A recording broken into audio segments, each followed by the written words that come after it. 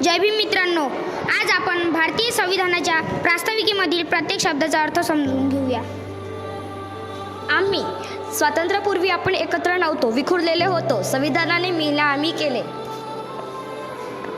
भारताचे लोक विविध वतने, राज्यांची स्वतंत्र राज्ये, वेगवेगळे व आपापल्या भूभागाचे लोक एकमेकांना एकाच देशाचे समजत नसत. यांना संविधानाने एका देशाचे म्हणजेच भारताचे नागरिक म्हटले आहे.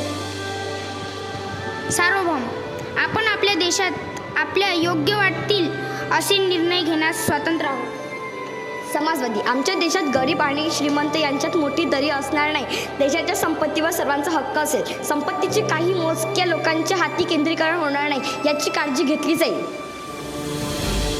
धर्मनिरपेक्ष, विविध धर्माचे लोक असणारा देश चालवताना मात्र शासनातील व्यक्तींना काम करताना कोणताही धर्म असता कामा नये. कोणत्याही एका धर्माला राज्याचा धर्म मानला जाणार नाही. धर्म हा व्यक्तिपुरता असावा, तो रस्त्यावर आणू नये. लोकशाही गणराज्य, लोकांकडून मतदानाद्वारे निवडलेला प्रतिनिधी या राष्ट्राचे काम पाहिल. लोकांच्या मतालाच प्रचंड किंमत असेल. लोक ठरवतील त्यांची स्कीम लोकांचे भले करणारे काम करण्यासाठी निवडली जाईल. घडवण्याचा, वरीलप्रमाणे असणारा असा देश निर्माण करण्याचा.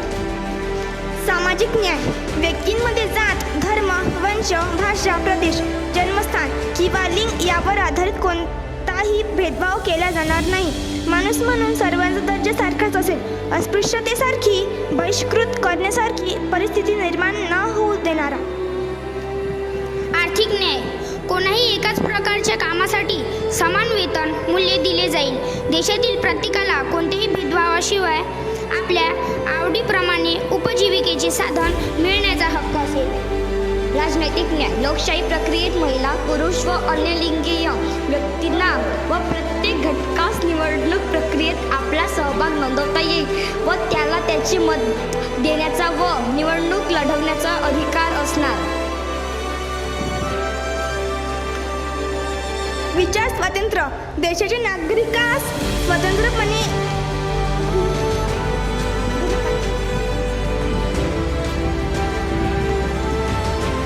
विचार करण्याचे स्वातंत्र्य असेल, त्यावर कोणाचाही अंकुश असणार नाही. अभिव्यक्ती स्वातंत्र्य, प्रत्येकास आपला विचार मांडण्याची मुभा असेल. विचार मांडताना व्यक्तिद्वेषी विचार नसतील तर त्यावर कोणाचेही बंधन नसेल. लिहिणे, बोलणे, सादर करणे यांचे स्वातंत्र्य आहे. विश्वास स्वातंत्र्य, प्रत्येकास आपण मानत मूल्यानुसार विश्वास ठेवण्याचे स्वातंत्र्य असेल, त्यावर कोणाचे बंधन नसेल. श्रद्धा व उपासना स्वातंत्र्य, प्रत्येक व्यक्ती कोणत्याही धर्मावर श्रद्धा ठेवू शकतो व त्यानुसार उपासना करू शकते. धर्मांतर करणे, धर्म स्वीकारणे वा नाकारण्याचा अधिकार प्रत्येक व्यक्तीस असणार आहे. दर्जाची समानता, प्रत्येकास समान वागणूक दिली जाईल याची खात्री. त्यांचा अपमान होणार नाही अशी व्यवस्था. कोणासही आपला दर्जा उंचावण्याचा अधिकार असेल. आर्थिक, सामाजिक व इतर प्रकारच्या दर्जा उंचावताना त्या व्यक्तीस कोणीही आडकाठी करणार नाही. संधीची समानता, प्रत्येक नागरिकास समान संधी व समान काम मिळेल याचे नियोजन असेल. कोणत्याही कारणाने कोणास संधी उपलब्ध होणार नाही अशी स्थिती राहणार नाही. लोकांना आपली प्रगती साधता येईल. व्यक्तीची प्रतिष्ठा, नागरिकांना आपली प्रतिष्ठा अबाधित ठेवता येईल असे वातावरण निर्माण केले जाईल. कोणाच्याही प्रतिष्ठेस ठेस लागणार नाही याची आपण काळजी घेऊ. राष्ट्राची एकता, राज्य, भाषा, वेश तसेच राज्यांची सीमावाद सामंजस्याने निकाली काढून देशांतर्गत फूट निर्माण होणार नाही याची काळजी घेतली जाईल. राष्ट्राची एकात्मता, विविधतेने नटलेले राष्ट्र एकात्म राहायला हवे. आम्ही एकमेकांमध्ये इतके मिसळून जावे की एकापेक्षा दुसरा वेगळा आहे असे चित्रही न दिसावे असे आश्वासन दिले. बंधुता, देशातील नागरिकांना एकमेकांशी वागताना बंधुत्व भावनेने वागावे, जगावे. प्रत्येक व्यक्ती आपलाच आहे ही भावना निर्माण व्हावी.